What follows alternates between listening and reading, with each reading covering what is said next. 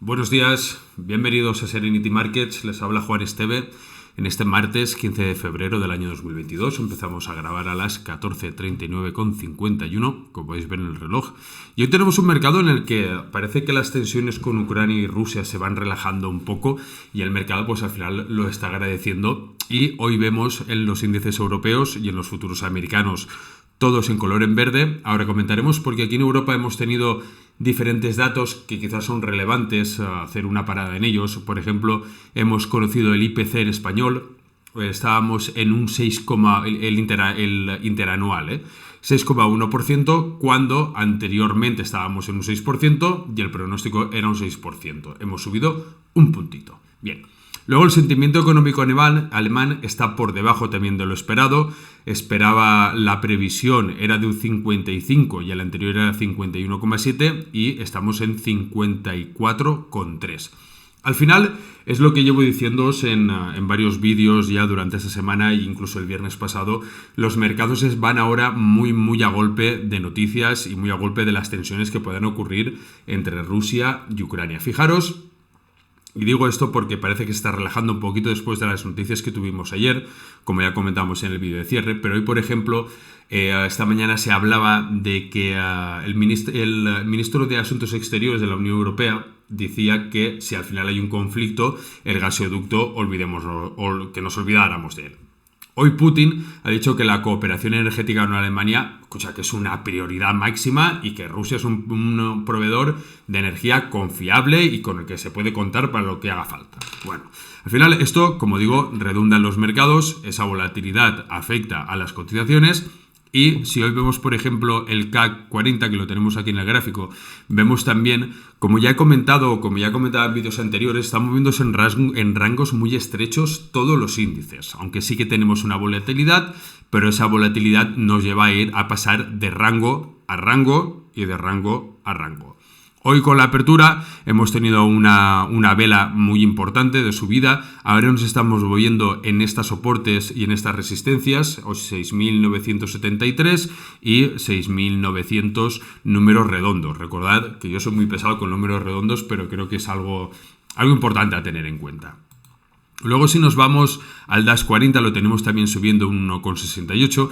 Quizá aquí la referencia la tenemos bastante más cercana y no la tenemos tampoco muy clara como la podríamos tener en el K40. Ahora sí, aquí sí que sí que tenemos en cuenta con las resistencias y los soportes oblicuos, como podréis ver en el gráfico que os muestro. Luego en el Eurostock tenemos una subida del 1,45, tampoco sin tener ninguna referencia muy clara. Y si nos vamos al IBEX 35 subiendo un 1,23, quizá ese rango que estamos viendo es mucho más estrecho y con unas referencias quizá no tan cercanas, 8.655 como soporte y como resistencia 8.737. Fijarnos también precisamente en esa media móvil de las 50 sesiones. Y ahora nos vamos a Estados Unidos, que es al final lo que se trata de este vídeo, que es de la apertura. Bien, los futuros de Wall Street pues están subiendo, como vemos, ante las señales también de una disminución, como comentaba al principio del vídeo, de las tensiones entre Rusia y Ucrania. Los inversores pues también están esperando datos clave de la inflación en busca de ver cuál puede ser el camino que vaya a tomar la Fed.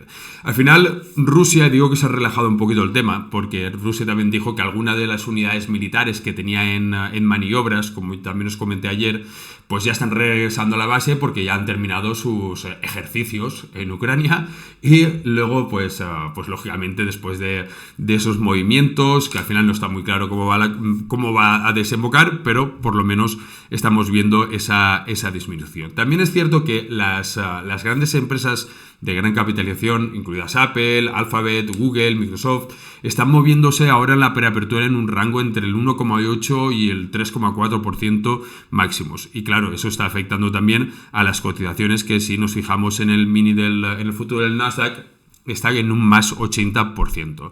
Pero si nos vamos ayer al cierre, muy en línea de lo que comenté en el vídeo cuando vimos el cierre, está a media horita del cierre, disculpad también ayer el vídeo, a la hora de subirlo, que no sé qué me pasó en YouTube, que le tardaba un montón en procesar y al final pues tardó muchísimo más de lo que esperaba.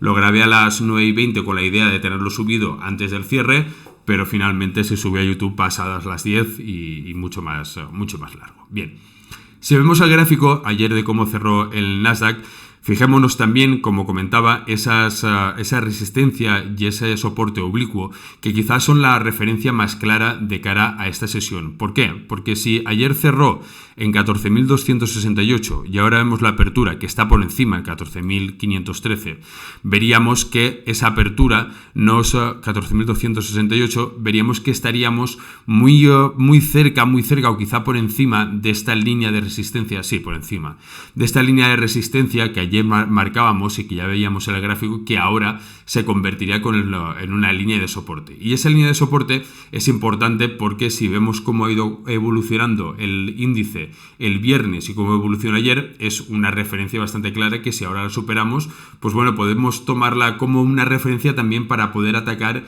esa resistencia oblicua en torno a los 14.660 puntos.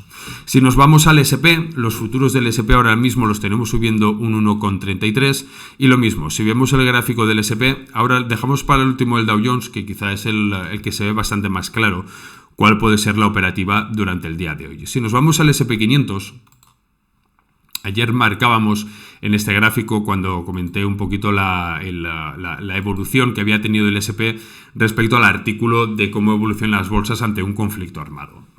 Pero bueno, si nos acercamos al gráfico, vemos que también a 30 minutos tenemos ahora una referencia clara que sería esa línea de esa media móvil de 20 sesiones, pero tampoco tenemos una referencia a corto plazo. Sí que es cierto que con la apertura alcista podemos tener un recorrido y podemos tener unas referencias más claras, pero si viendo el gráfico de ayer, ahora mismo no tenemos, podríamos marcar esa resistencia oblicua, pero no hay una referencia, como digo, muy clara. Donde sí tenemos una referencia bastante clara, y ahora la veremos, es en el Dow Jones Industrial. Lo tengo por aquí. Bien. Aquí habíamos comentado, y fijaros también en el gráfico de ayer, cómo hablé de esta resistencia oblicua y también de este soporte. Si vemos el cierre de ayer en 34.566 y vemos ahora mismo los futuros donde los tenemos en 34.814, más o menos, podríamos irnos justamente a esa línea de resistencia que hablábamos ayer también, que es una referencia bastante importante y que justo ayer intentó también atacar. Ahora estaríamos por encima de esa resistencia, se convertiría en soporte y como vemos ha funcionado ya bastante bien en ejercicios, en sesiones anteriores. Por lo tanto, aquí yo creo que aquí tenemos una referencia bastante más clara y tenemos un punto de apoyo de cara a la operativa que vayamos a tomar.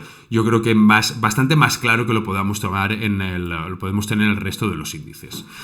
En el caso del oro y el caso del petróleo, bueno, todas las subidas que tuvimos ayer, después de esa inestabilidad, hoy la tranquilidad pues vuelve a sus cauces y vuelve precisamente a llevar quizá el oro a una sesión un poco más descendente, pero aún así a unos precios bastante elevados, 1852. Recordad también lo que he comentado en varias sesiones. Quizá aquí la clave, al final, aunque está bastante lejos, estaría en no perder, repito, está bastante lejos, pero la clave estaría en no llegar a perder los $1.800.